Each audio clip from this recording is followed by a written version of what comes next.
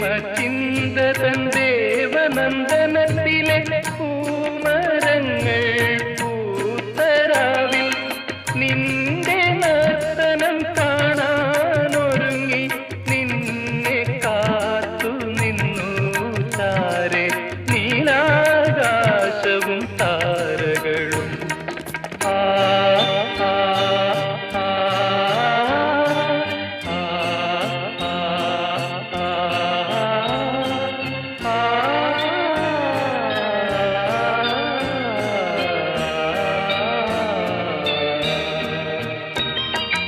എന്റെ സ്വപ്നത്തിൻ താമര പൊയ്കയിൽ വന്നിറങ്ങി